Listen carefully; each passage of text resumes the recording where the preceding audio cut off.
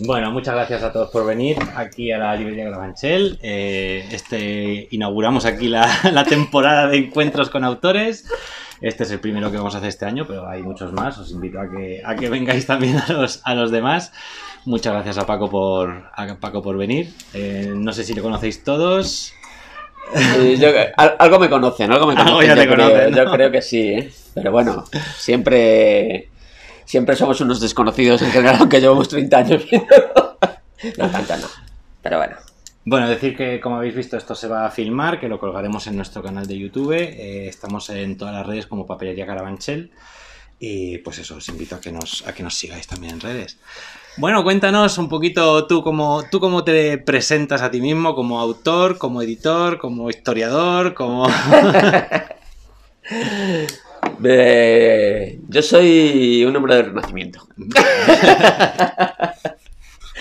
Entonces, como bien sabes por el Instagram, pues me presento como autor, como editor, como mal músico, ¿qué más me presento? Como historiador heterodoxo, artesano marcial, porque ni tan siquiera soy artista, soy artesano. Pues bueno, pues los artistas son... a todos los palos, ¿no? Abarco muchos palos y como suele pasar con un hombre del siglo XX o XXI, pues casi todos los hacemos mal. Pero abarcamos mucho. No tenemos tiempo para todo. Sí. Pero bueno, nos gusta abarcar y eso está bien, ¿no? Más que nada porque siempre todo lo que haces al final es porque te divierte y porque además casi todo, o sea... casi todo lo que hago no es que lo haga de nueva, sino que llevo prácticamente toda la vida haciéndolo. Entonces no es que sea... Lo que pasa que, bueno, pues en unas épocas escribo más, en otras épocas pues la música ha sido como mucho más determinante. Depende del momento. Según lo que te vaya apeteciendo. Sí. Sí, porque al fin y al cabo, o sea, si la vida es divertirte, si no te diviertes tú, no se van a divertir por ti. Demasiado corta, ¿verdad? Sí. A ver, si te parece, empezamos hablando de los libros, de tus libros, de tus obras. Un poco por orden cronológico, si quieres. El primero sería el de Un viaje heterodoxo, ¿no? Por lo menos el primero que publicaste. Sí. No sé si el primero que escribiste también. Si nos quieres resumir un poquito de qué van cada uno de tus libros. Sí. Bueno, escribir no, porque escribir el viaje heterodoxo se publicó en el 2018, me parece. Pues en realidad hace 5 años. Y llevo escribiendo toda la vida. Y de hecho hay incluso alguna novela que han leído 2 personas y poco más, pero están ahí, o sea, están escritas y están... Y muchísimas cosas de historia, muchísimas cosas de muchos tipos, ¿no?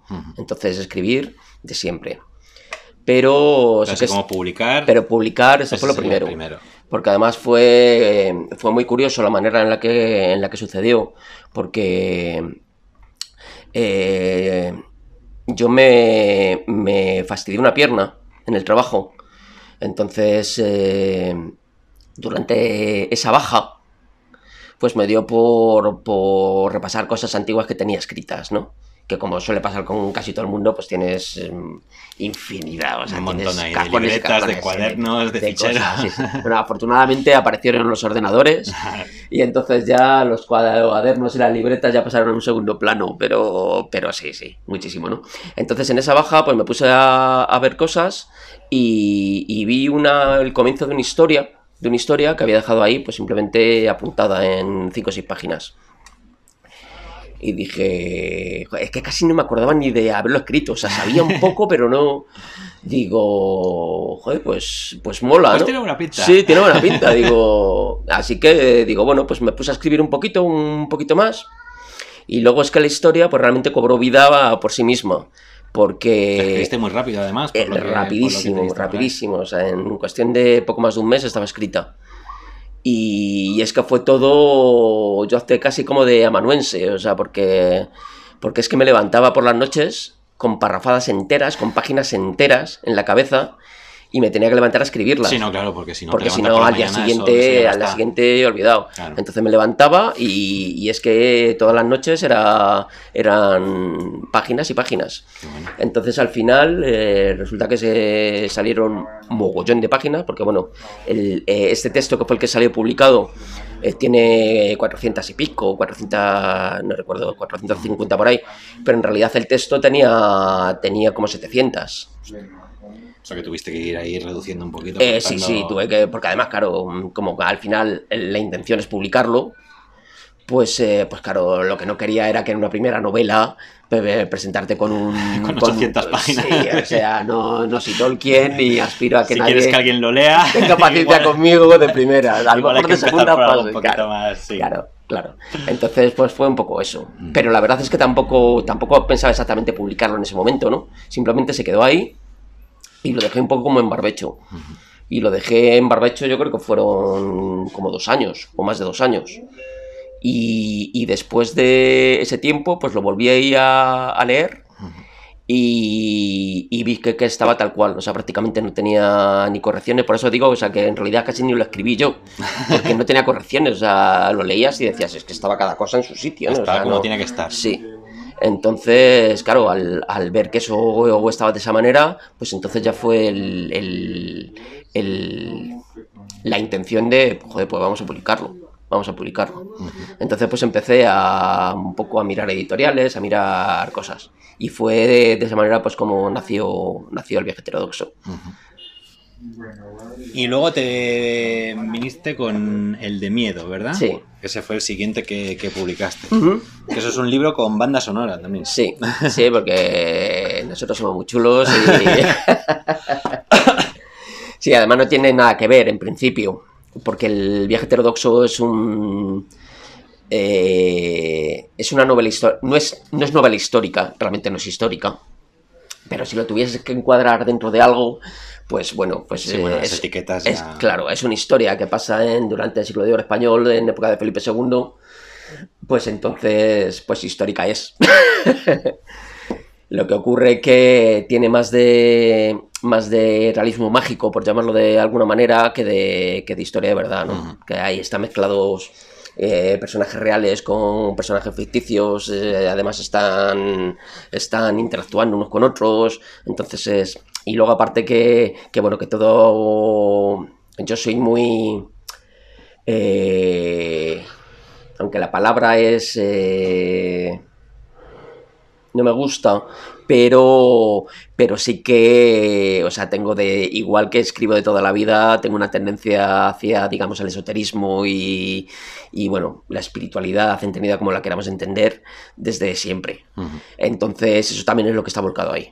Hay mucho de magia, mucho de alquimia, mucho de cabala, mucho de muchas cosas. Así en pinceladas, pero mucho. En el viaje heterodoxo. En el viaje heterodoxo.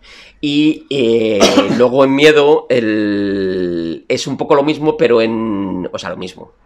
Esas ideas, pero transportadas a una época actual, o sea, es decir, a la hora, directamente, y sobre una base de unos personajes que son realmente no adolescentes. Pero bueno, teniendo en cuenta que la adolescencia ahora mismo dura hasta los 40, más o menos 45 aproximadamente. O eso nos gusta pensar. No, yo creo que sí, que conozca muchos cuarentones que todavía dan ganas de darle 5 euros para que se vayan a por pipas. Entonces es en la época actual y bueno, pues una historia un poco que tiene que ver con el trabajo de meditación y de un poco de control mental pero desde un punto cotidiano. O sea, no estamos hablando de magufas ahí, sino realmente como pues controlando un poco el pensamiento y controlando las emociones y tal, pues hay cosas que cambian, hay muchas cosas que cambian. Y por qué no utilizarlo para intentar que tu vida cambie. Entonces, el libro en realidad no lo pensaba escribir como tal, o sea, fue una propuesta del músico precisamente. Como hemos dicho, es un libro con banda sonora, entonces él me propuso que por qué no escribía algo para hacerle una banda sonora sobre ese texto. ¿Primero llegó el libro o primero llegó la banda sonora? primero llegó la propuesta de la propuesta. Pero primero llegó el texto, porque además igual lo escribí súper rápido. O sea, cuando me atasco con algo, me atasco. Pero si no me atasco, sale súper fluido, sí. Igual, ese texto a lo mejor, no sé, una semana puede que fuese. Entonces, si ya sobre el texto, sabiendo un poco las partes, los capítulos que quería que tuviese la música, porque claro, hay que estructurarlo. Claro, que emplazar el proyecto un poco, pues realmente como si fuese una película. O sea, hay unas escenas, unos diálogos, una banda sonora que apoya al texto. Entonces, claro, eso había que compaginar un poco, ¿no? Y la verdad es que el resultado, vamos, está muy bien. No es porque hayamos hecho nosotros, pero confiar en mí. Claro. Y además, si no lo dices tú, ¿quién lo va a decir? Claro, ya mis abuelas ya dónde estarán, las pobres. O sea que uno tiene que ejercer de abuelo, de padre y de hijo, incluso de nieto también.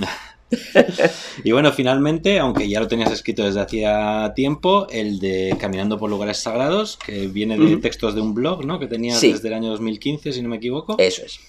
Y es recopilación de los artículos tal cual estaban en el blog, ¿no?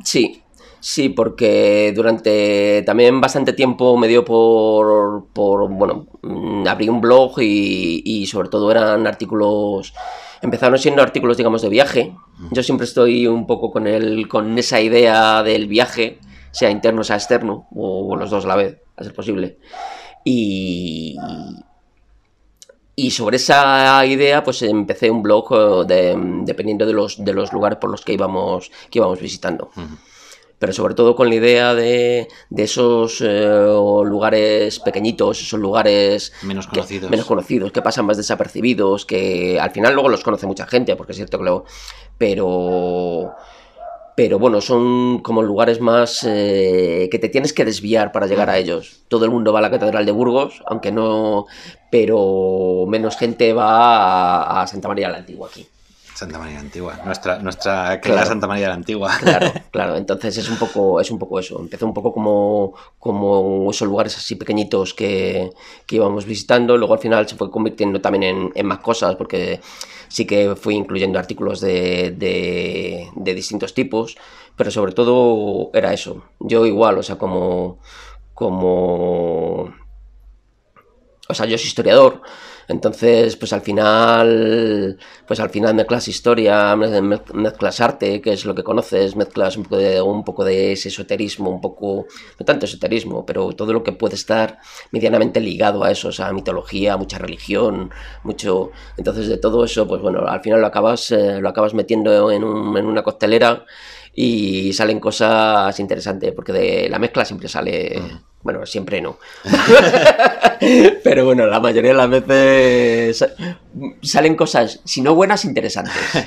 Y este libro pues es el resultado de eso. Quería realmente cerrar una etapa, porque quería cerrar el blog. O sea, no cerrarlo porque sigue abierto, ¿no? Pero sí que quería... pasar a otra cosa. Sí, pasar a otra cosa. Necesito como finales para que se puedan empezar otras cosas. Y este libro pues fue un poco eso. Un poco un final para poder empezar... ¿Y te tuviste que documentar mucho? ¿O era más en plan de tus sensaciones? ¿O te documentaste? Porque tampoco hay tantísima documentación sobre esos sitios más pequeños. Es decir, la Catedral de Burgos está todo escrito ya sobre la Catedral de Burgos, pero sobre la Santa María la Antigua hay menos cositas. Sí te documentas, pero mucho menos de lo que pudiera parecer. Porque al final, yo, para bien o para mal, sí que tienes como mucho fondo de armario en el sentido de pues eso, o sea, es mucho tiempo leyendo, mucho tiempo conociendo gente, al final conoces cosas, ¿no? Evidentemente que luego lo tienes que cuadrar de otra manera y tienes que poner las cosas tal cual son, sobre todo en cuanto a fechas, en cuanto a nombres o tal, ¿no? En ese sentido sí. Pero es más, son viajes más, digamos, emocionales, más de lo que sientes en ese tipo de lugares, ¿no? Porque, bueno, pues, si a mí me da lo mismo quien lo haya construido, ahí a mí me da lo mismo muchísimas cosas, pero no me da lo mismo lo que sientes en los lugares. Y igual cuando tienes algún conocimiento, aunque sea pequeño, de un poco de geobiología y tal, pues al final te das cuenta de que los lugares y no las construcciones que hay en ellos, sino los lugares son increíbles y están ahí por determinadas razones y están ahí porque hay mucho conocimiento de por qué tienen que estar ahí y no en otros lados, de por qué esa construcción es así y no es de otra manera, por qué, yo qué sé, por qué los pilares están donde están y no están un metro más para allá, ¿sabes? Y todo eso, pues al final lo mezclas y, bueno, pues quedan cosas chulas. Y sobre todo, yo lo enfoco un poco siempre todos los lugares sagrados están siempre construidos sobre un lugar sagrado que había anteriormente. Ahora mismo en España pues casi todos son cristianos, para bien o para mal, eso me da lo mismo, pero bueno, pues antes muchísimos de ellos fueron musulmanes, muchísimos de ellos fueron hebreos, y muchos de ellos, la mayoría prerromanos, de hecho la gran mayoría. O sea que nosotros debemos al paganismo prácticamente el 101% de lo que somos ahora mismo. Por lo menos de los emplazamientos de las iglesias y los... Sí. Claro. Y además que estaban ahí porque claro, lo que se extrae de esto es que estaban ahí porque había gente que sabía que debían de estar ahí. Claro. Cosa que ahora empieza a ser un poquito más así, ¿no? Sí. Muy bien. Bueno, en cualquier caso también, como hemos dicho antes, también eres editor. Entonces, los primeros libros los autoeditaste y para el tercero creaste tu propia editorial, La Muertecita. Sí. ¿Cómo ha sido ese proceso que pasa de la autoedición? ¿Por qué de repente decides pasar a crear tu propia editorial? ¿Cómo ha sido un poco ese viaje? Ese viaje, siempre es un viaje, siempre.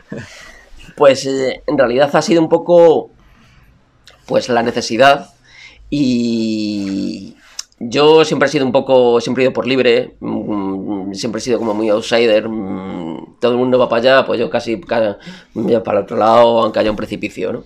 Entonces, digamos de la primera novela,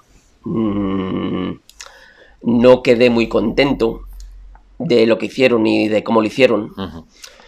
Entonces, porque al final de esa novela que tenía que haber hecho o que haber preparado ellos de una manera, pues al final gran parte de ese trabajo lo hice yo.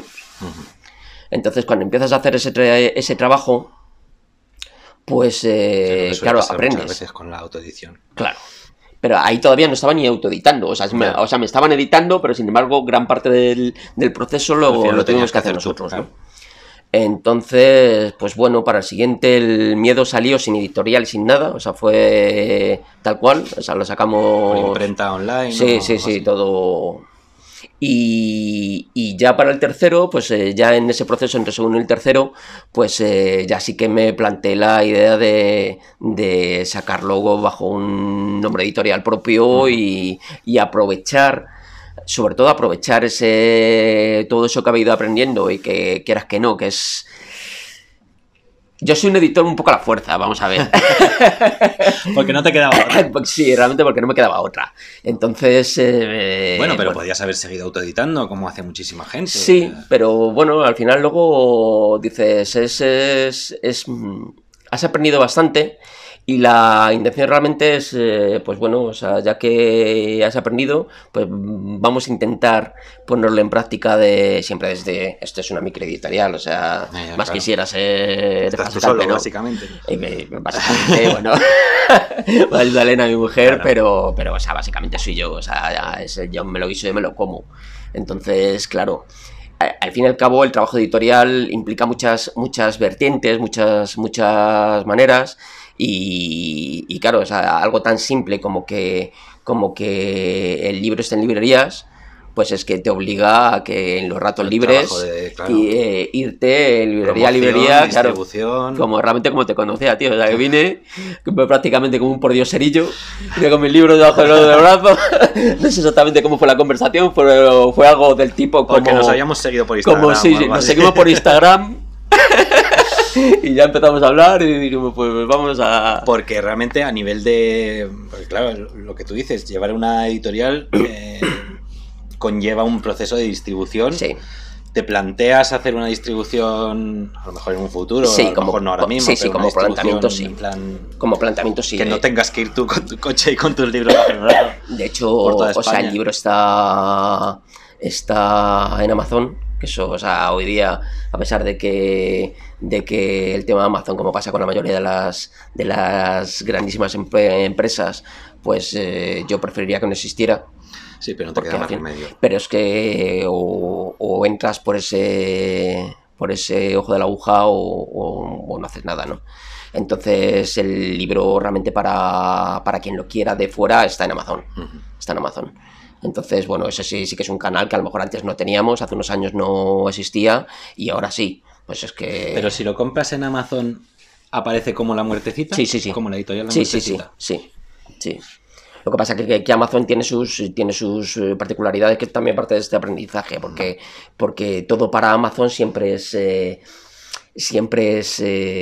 particular, un poco para ellos. Entonces la maquetación tiene que ser un pelín distinta, el tema de cubiertas y todo esto tiene que ser un poquito distinto, las conversiones a digital van un poco con su modelo entonces al final siempre es un poco en este plan, y ese es parte un poco también parte del proceso, ¿no? Porque bueno, entonces aparte de Amazon, que lógicamente tenemos que trabajar con lo que hay, hay una idea de poderlo llevar a librerías físicas. La idea es que sí. Y de hecho, pues bueno, estamos ahí un poco... un trabajo ahí de... Sí, un poco de eso chinos. Es un trabajo aparte. Claro, es que todo es un trabajo aparte, o sea, porque claro, o sea, tú realmente ves el libro terminado y dices, joder, cómo mola y tal. Pero claro, o sea, realmente lo de escribirlo es lo de menos. O sea, o por lo menos para mí es lo de menos. Porque escribir es natural y lo otro es antinatural para mí, o sea, pero claro, es que para que ese libro esté ahí delante, pues claro, resulta que tienes que escribirlo, tienes que corregirlo y implica correcciones importantes y que tienen que ajustarse a una determinada manera. Tienes que maquetarlo, tienes que hacer portadas y tienes que diseñarlo tú, tienes que hacer todos los temas legales de ISBN, de sitio legal, copyright, después... O sea, todo. Luego cuando ya le tienes y tal, dices, ¿qué haces con el libro? O sea, tienes que llevarlo a imprenta. O sea, a las imprentas hay que llevarlo, o sea, al milímetro. No se te escape nada porque... Entonces es al milímetro. Una vez que lo tienes... Claro. Entonces es todo es trabajo. Luego el resultado, pues está muy bien, ¿no? Y la editorial en sí también te implica, o sea, lo que es, digamos, no sé, el nombre comercial o el nombre de la editorial también te implica registro, dinero, papeleo... Todo. La de Dios. Todo. Dinero, yo no sé si en otros países será así, pero España, que es el que conozco para esto, dinero para todo. Pero bueno, o sea, también es cierto que es un dinero, pero bueno, tampoco es de esto que te eche las manos a la cabeza y que te impida, digas, no puedes. Es sobre todo más la cantidad de trabajo y cantidad de cosas que tienes que hacer, que en el mejor de los casos más o menos conoces un poco cómo hacerlas y en el peor no tienes ni idea. Y tienes que partir de cero, o sea, pero de cero es de cero, o sea, de empezar a ver vídeos en YouTube, de a ver, y a lo mejor te atascas en la maquetación y dices tú, joder, y ahora esto, y ponte a ver un vídeo y sácate por qué te estás equivocando en esto y por qué se te están yendo las páginas, por ejemplo, cosas como esa, tan simple como esa, ¿no? Sí, que no sabes por qué de repente se te descuadra algo. Sí. Entonces hay muchos libros, incluso de editoriales conocidas, que de repente hay páginas descuadradas, números de páginas, y bueno, los autoeditados por Amazon también, que te voy a contar. Sí. De eso... Esto también surge con la idea de editar tus propios libros, antes que nada, pero también con la idea de publicar libros de otros autores. Sí. Precisamente un poco esa es un poco la idea de a medio o largo plazo, que por lo menos aprovechar digamos el conocimiento adquirido para que no se me quede solo para mí, para que tú has hecho el trabajo, ¿no? Claro, que sirva claro, para otros. Que sirva para otros. O sea, no en principio no estamos funcionando como editorial tal cual, pero más casi como asesoría editorial casi. O sea, yo no me mojo demasiado en determinadas cosas, pero sí que evidentemente lo he aprendido, o sea, puedes hacer que otros no caigan en los mismos errores que has cometido tú y hacer algo que se puede convertir en un pequeño infierno, hacerlo mucho más amigable, ¿no? Entonces, pues bueno, utilizar el sello editorial pues realmente para sacar cosas de otros autores y también, sobre todo, no cualquier cosa, porque pues en esas tampoco estoy, pero bueno, siempre que tenga un poco un aire, si no cercano a mí, dentro de la temática, o por temática o por instinto de transgresión. Porque ya las cosas así ortodoxas, o sea, para eso ya están los grandes. Pues entonces los pequeños vamos a intentar hacer cosas un poco que duelan. Entonces esa es un poco la idea de... Y se plantea para los demás como si fuese, digamos, como si fuese una autoedición con gestoría, con asesoría. Sí. O sea, que quiere decir, si alguien quisiera publicar dentro de la muertecita con tu aprobación, porque entra dentro del estilo, del ideal o de lo que sea, pero sería que esta persona tendría que pagar para imprenta y esas cosas. Imagino que tú todavía no estás... No, o sea, no estoy en poder... claro, de decir, tú me vienes, un autor me viene con su libro, un manuscrito y te doy 8.000 euros de adelanto. O sea, no, es todo como más casero, más, pues eso, o sea, a mí me gusta el término microeditorial, porque realmente un poco es lo que es un poco ir sacando cositas. Creo que es un término muy bonito, además. Yo realmente cuando lo pensé, al principio me sonó como un poco desvalorizante, porque siempre que pones micro algo parece que no, pero pasaron como 5 minutos o tal y dije, joder, no, pero si es que me gusta, es muy descriptivo de lo que es. Claro, es totalmente descriptivo. El microteatro sí. No tiene éxito. Sí, entonces, pues al final no, o sea, ya te digo que cuando lo pensé dije, no, pero luego digo, sí, a mí me parece un buen... Sí. Y sobre todo el tema de que también, de que sea una cosa muy de barrio. O sea, que evidentemente, pues bueno, o sea, estoy abierto a cualquier cosa que venga, pero de lo que sí te das cuenta al final es que, de hecho, o sea, las librerías, parte de las librerías en las que está el libro son de aquí, son de Carabanchel, entonces la verdad es que me mola que sea una cosa de un poco del entramado un poco cultural, o sea, estamos para hacer eso, del barrio, realmente. Para hacer barrio. Claro, de lo que se trata también. Claro, y de intentar activar cosas y de hacer esta charla, entrevista y de intentar hacerla aquí y de hacerla todas las veces que sea necesario. Y yo te lo agradezco.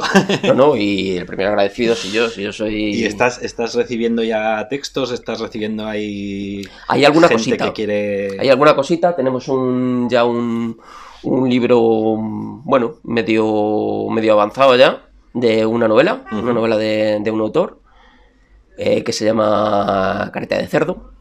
La novela, no el autor. Puede ser un buen seudónimo también. También podría ser. Los mismos son intercambiables. El autor es Javier Cortés. Y bueno, pues que tiene un poquito ese punto de transgresión, de algo un poquito que escueza, ¿no?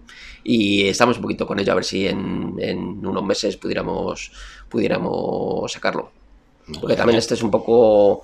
luego al final también de lo que te das cuenta es que tú puedes hacer muchísimo, pero si no tiene una distribución mínima y aceptable, si las cosas no se conocen, es como si no existieran. El problema gordo es la distribución. Sí, es el gordo. Es de lo que te das cuenta una vez que has hecho el resto, que te crees que es el resto, pero no, es mentira, es la distribución. La distribución es lo que más cuesta, claro. Sí. Y si quieres que llegue a todas partes, a toda España, en librerías o tal, Sí. Imagino que es lo más complicado. Sí. Hay una cosa que es fundamental y de lo que te das cuenta, muy a pesar de mío quizás, es que para que haya una distribución más aceptable y una venta más aceptable, es que tienes que ser conocido. O sea, no puedes no ser conocido. Claro. Entonces... Claro, es que es distribución previa promoción. Claro, o sea, tienes que hacer promoción para poder hacer distribución. Que luego la gente te lo pida, que... Claro, efectivamente. Y que le suene tu nombre y que seas un pesado y le suene lo que escribes. Y si no es exactamente lo que escribes, pues que realmente les suene pues porque te han visto escribir en otras cosas o han leído un artículo tuyo en una revista o tal. O sea, y es de un poco de lo que te das cuenta. Pero bueno, también forma parte del... Está bien, o sea, yo es una cosa que era totalmente ajena a mí. Pero, oye, luego al final te das cuenta de que estás incluso hasta medio cómodo. O sea, me gusta hacer estas cosas. ¿Te gusta? ¿Te va el rollo? Sí, hombre, no me iría a Telecinco. Bueno, sí. Sí, ya se está en Telecinco. Ya. Eso fue otra etapa de mi vida. Espera, sí. Bueno, y por mi parte, para terminar, ¿de dónde viene el nombre La Muertecita? Pues La Muertecita... Bueno, yo tengo un espíritu... A pesar de que se me ve un hombre formal aquí con... Esta especie de pelo cortado, rayo a un lado, gomina... O sea, se me ve alguien pues ya serio, formal y ya con una familia bien asentada. O sea, alguien ya con la cabeza bien puesta. Ese tipo de cosas, ¿no? Pues... Yo lo que siempre he tenido ha sido un poco o bastante un humor negro, en ocasiones más aterrado y en ocasiones pues como más visible, ¿no? Y bueno, a mí siempre me ha gustado el género de terror y el género fantástico, pero no el terror un poco de ahora, yo también soy un poco viejuno, ¿no? No os engañéis por mi defensa, pero bueno. A mí me gustaban mucho las películas de la Hammer y esa ciencia ficción antigua de los años 60, de los años 70, ¿no? No porque sea vintage y ahora la vea como algo que, pues molaba, ¿no? Es que ha sido con la que me he criado. Para bien o para mal, ¿no? Para bien. Para bien. Para bien, sí. Claro que sí. Entonces, y además ese tipo de literatura... pues también está basada en unos autores específicos. Hay mucho de Lovecraft, mucho del círculo de Lovecraft, mucho Poe, mucho género gótico de final del siglo XIX. Entonces había mucho de eso. Entonces siempre me gustaba mezclar ese lado siniestro del mundo cementeril, por ejemplo, del mundo de donde esté una cruz torcida en un cementerio. Por Dios, eso es, hay que hacerle una fotografía. O sea, eso no puede ser, eso no se puede quedar ahí, ¿no? Pues siempre me gustaba eso, pero me gustaba ese toque de humor, pues por ejemplo, que tenía Poe muchas veces, ¿no? Que unificaba ese lado siniestro con ese lado mucho más juguetón, mucho más de... Y La Muertecita pues un poco responde a eso. Sí que tiene el origen físico, es el personaje de la novia cadáver de Tim Burton, de la que me enamoré la primera vez que la vi. Me enamoré, de hecho, en mi Facebook, en el que casi no entro, pero la cabecera es la novia cadáver. Entonces es un poco esa mezcla de esa novia cadáver con la Catrina mexicana de Día de Muertos y tal. Y luego aparte es que como por sonoridad, yo cuando pensé en La Muertecita me encantó. Suena bien. Porque suena muy bien, es muy directo, es muy fácil de recordar. Además tenía... reunía como esos dos lados de la muerte, pero por otro lado es la muertecita. Una muerte chiquitita. Sí, una muerte una muerte chiquitita. No es tan trágica, ¿no? Andar por casa, una cosita como de, bueno, pues vamos a ir tirando por aquí, por este camino, ¿no? Entonces el nombre viene de ahí. Y es un poco esa idea de si nos ponemos trascendentes, pues la muerte como transformación y como no muerte real, sino muerte de un cambio de fase, un paso del umbral, no un paso de muchísimas cosas, ¿no? Pero también desde ese otro punto de vista, pues mucho más lúdico, mucho más cotidiano, mucho más de andar por casa, ¿no? Pues la muertecita. Tengo mi el tartito, es como... Y que me gusta. Y que suena bien y ya está. Sí. Así que viene de ahí el... el nombre. Muy bien. No sé si hay alguna pregunta, si tenéis alguna pregunta que queráis hacer. Yo no entiendo el concepto, o sea, que no es que no entienda, quiero que me expliques el concepto de una novela con banda sonora. Sí. La novela tiene un código BIDI, que es este. Vale. Entonces, con el móvil lo pinchas pues, como si fuese la carta de un restaurante. Esto es muchísimo más interesante que una carta de un restaurante. Yeah. Bueno, depende de algunos. Entonces, con ese código accedes a la banda sonora, literalmente. Entonces, cuando pinchas, o sea, te llevas digamos que es una novela corta y una banda sonora y un disco, los dos en uno. Ese es el tema. Y a nivel de creación... La idea está escucharlo un poco... La idea, claro, sí, ¿no? Sí, porque de hecho la música estaba creada acá para que acompañe a lo que está ocurriendo. También luego, pues, cada uno puede opinar que está bien acompañada o mal acompañada. Eso ya, para gusto los colores. Pero yo creo que nació como experimento y como proyecto y como experimento, a mí me parece, de hecho todavía lo seguimos cuando vamos a alguna feria y tal, la gente se queda ahí como, pero con banda sonora, pero ¿y eso? Sí, así, se quedan aquí como muy... Pero cada vez se ven más novelas también que al final, a lo mejor en los agradecimientos te dicen, he estado escuchando estos discos y tal, estas canciones, mientras estaba escribiendo esta novela, podéis escucharla. Hay algún autor por ahí que ahora mismo no recuerdo, pero que te enlaza a una lista de Spotify para que lo vayas escuchando. Lo que pasa es que en este caso la música es original. Es original, es claro, expresamente creada para... Sí, porque además, o sea, yo soy muy musical y además en la novela aparecen incluso pues referencias a yo qué sé, pues desde los Dead Kennedys a, pues bueno, gente, ¿no? Pero la banda sonora está hecha ex profeso para la música, o sea, es ambiental, acompaña al texto. Otra cosa es que tú acompañes con, digamos, con banda sonora, pero pues como hace Tarantino, ¿no? En las películas, ¿no? Que está súper escogida toda la música, sí. Y son 20 canciones, pero que son, vamos, no quites ni una, porque, claro, eso es una manera de entenderlo, y otra manera más creativa y más personal está la otra también. Crearla expresamente para sí, eso. Sí. Porque además tiene mucho trabajo, o sea, es claro, o sea, es lo que decía antes, ¿no? Que muchas veces lo entendemos como John Williams, el creador de todas las bandas sonoras de Hollywood en 30 años, pero es que hay que hacerlas. Claro. Hay que hacer, bueno, John Williams prácticamente iba con una... ¿Cómo se llama? Con un... no una plantilla. Con una plantilla, sí.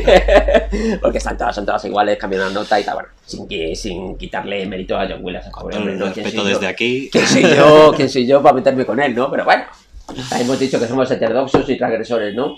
Pues dices, hombre, pues la mayoría de las bandas sonoras de John Williams, claro, son cojonudas, pero oye, has hecho 30 bandas sonoras con 4 notas, que son las mismas. Sí. De hecho, hay cachos de alguna que se repiten en otra película. Sí. Me parece que hay cachos de Star Wars que se vuelven en Harry Potter y cosas así. Y si no se repite... un poco les falta. ¿El qué? Morricone. Sí, también. Sí.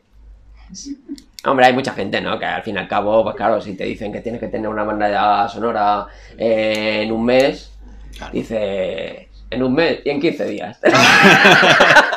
Y en 20 minutos. Empiezas a cortar. Además, antes era un poco más complicado, porque claro, necesitaba... Pero ahora mismo, vamos, te vas a cualquier programa de ordenador y tal, te vas a Ableton y haces auténticas maravillas. Entonces... Y luego los resultados, la verdad es que dices, oye, pues me ha salido una nueva aquí, juntando de aquí. O sea, anda que no hacen también lo mismo con novelas y como... Sí.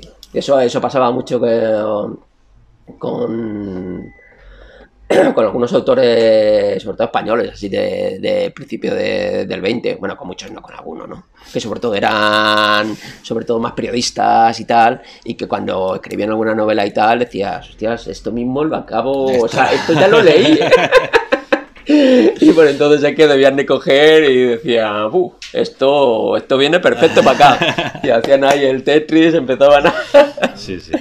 Pero eso también es creativo, o sea, eso es como hacer un mandala, es colorear la vida. Hay que saber. Luego hay que saber montar el puzzle. Claro. No todo el mundo vale para montar puzzles. O sea, hay quien vale para montar un puzzle de 4 piezas y se atasca. Y hay quien monta puzzles de 3000 y dice, eso no lo haría yo ni aunque reencarne 3 veces más. Y me den medio puzzle hecho. El presidente, Sánchez también estaba acusado de... de corte y pega, sí. Claro, de corte y pegar. Sánchez estaba acusado de corte y pegar. Yo creo que como todo, vamos, Claro, ¿verdad? Porque... Y lo hizo él. Sí, así que sí. ¿Una preguntita más o algo? Bueno, así que lo dejamos aquí. Si alguien quiere que le firmes el libro...